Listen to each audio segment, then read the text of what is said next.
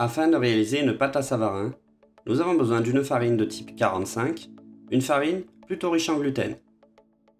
Nous avons besoin également d'œufs, de lait entier, de sel fin, de sucre semoule, de levure fraîche, qu'on appelle également levure biologique, de type Saccharomyces cerevisiae, et pour finir, de beurre fondu, mais pas chaud.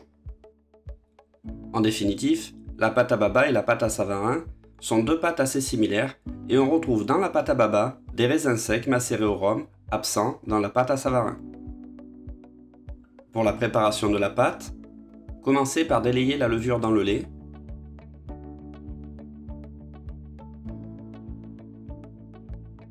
Cette étape n'est pas obligatoire, mais elle va faciliter la dispersion de la levure dans la pâte. Veillez à ce que le lait soit froid ou à température et pas chaud, sous peine de tuer les cellules de levure. Disposez tous les ingrédients à l'intérieur de la cuve, hormis le beurre fondu.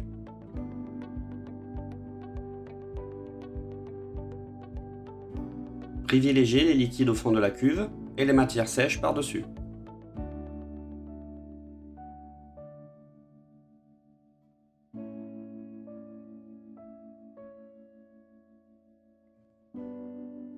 Procédez à la première étape de fabrication de la pâte, le phrasage, qui se fait en première vitesse durant 1 à 2 minutes.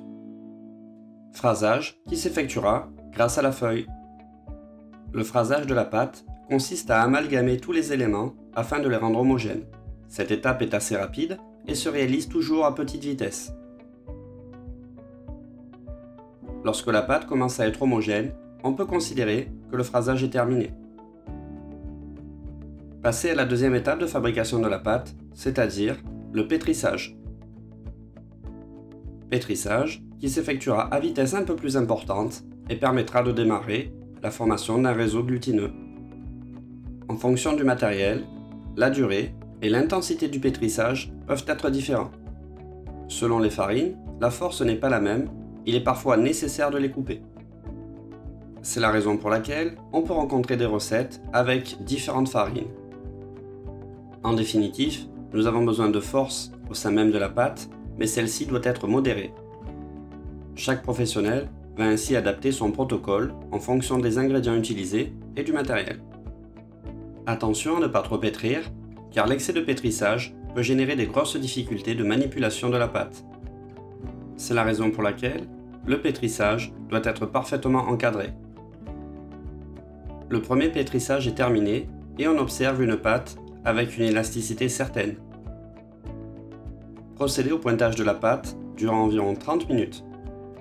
Pointage qui va générer une petite fermentation, développer les saveurs et générer un peu de force.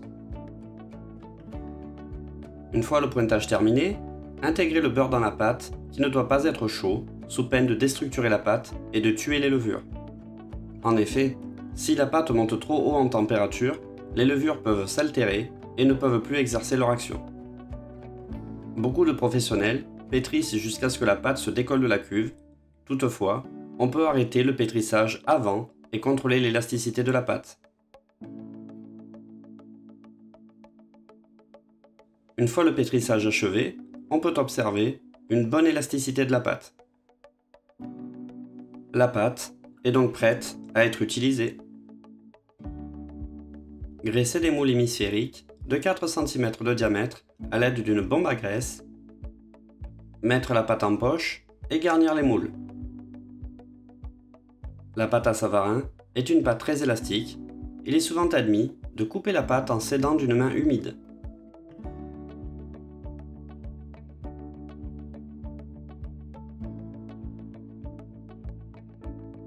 Régularisez la surface en les tapotant avec des mains légèrement humides.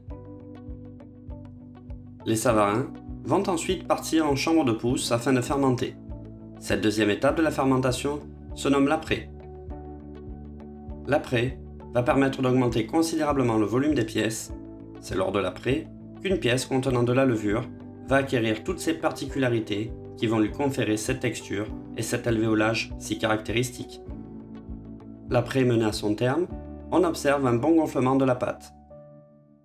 Afin d'avoir des savarins parfaitement plats, il est possible de disposer un papier sulfurisé graissé et une plaque par-dessus le moule, ce qui permettra de régulariser l'assise.